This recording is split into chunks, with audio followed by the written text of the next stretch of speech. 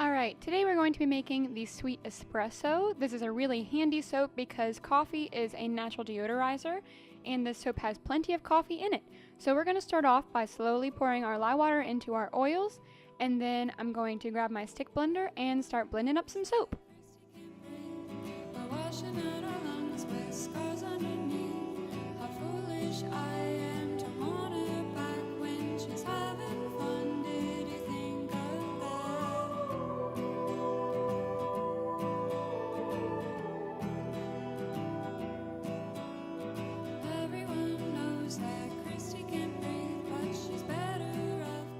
Once everything has been fully emulsified, we're going to add our fragrance oil. Today we're using Espresso from Brambleberry. This is a very sweet coffee smell, which is why I call this soap the Sweet Espresso.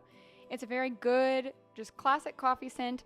It does discolor because it has a good bit of vanilla in it, and I found that it actually turns the batter yellow, which I think is kind of unusual. But I really like it, so if you're looking for a good coffee scent, this is a really good one to try out.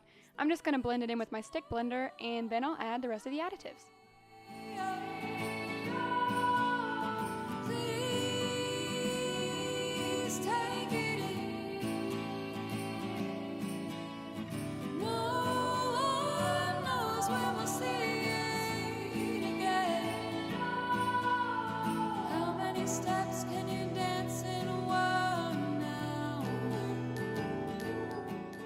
Now that that's fully mixed in, I'm going to split my batter into two separate containers so I can do a swirl. This soap I've never done a swirl in before, but I'm going to try to give it a new updated look. So in one container, I'm going to pour a little bit of the soap and keep the majority of it still in my big container. Into the small container, I'm going to put some velvet pearl mica.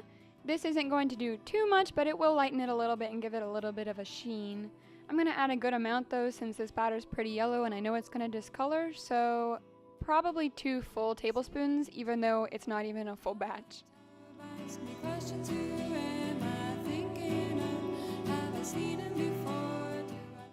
Into the big bowl, I'm going to add mocha brown mica powder from Nurture Soap. This is just a good classic brown with nothing really fancy about it.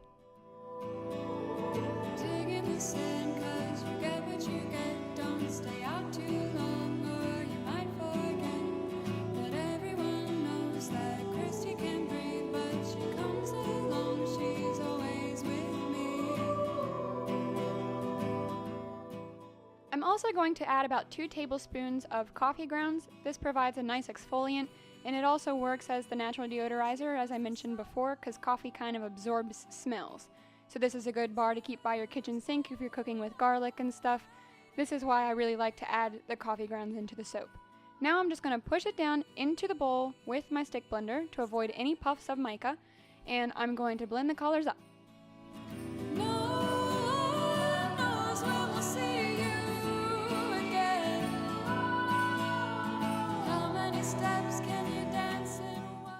I'm still not happy with the color of this soap with the velvet pearl mica in it, so I'm going to add maybe another tablespoon or 2.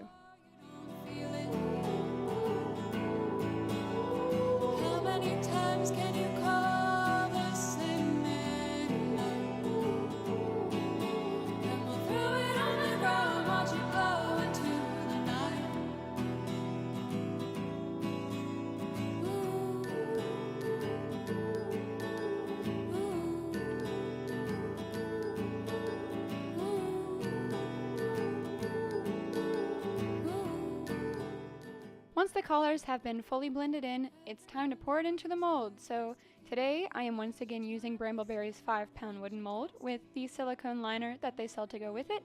I really like this mold because it keeps the soaps nice and consistent.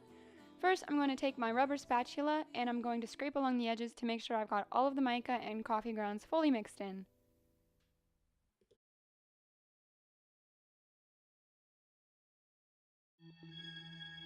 Since I'm doing a swirl for this soap, I'm only going to pour a little bit at a time, kind of do like a layering technique, and since this soap is at such a thin trace, it'll swirl right in really well and not actually look like layers.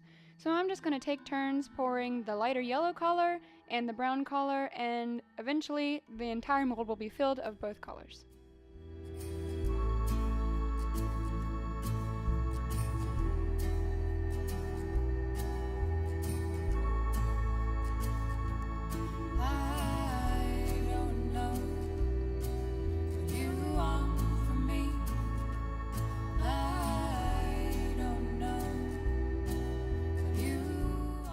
Once everything that can be poured in has been poured in, I'm going to tap down the mold a little bit to get rid of any air bubbles, and then I'm going to take my rubber spatula and scrape out the leftover bits of soap so that I make sure I'm not wasting any soap.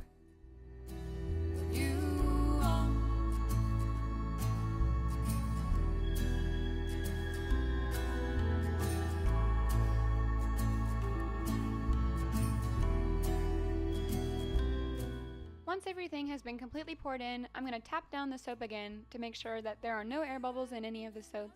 Then I'm going to grab a napkin and wipe off any of the soap that I dripped, because when you're doing a swirl, there's always soap spilled somewhere. So I'm just going to make sure that I have all of it cleaned off of the mold and off of the counter.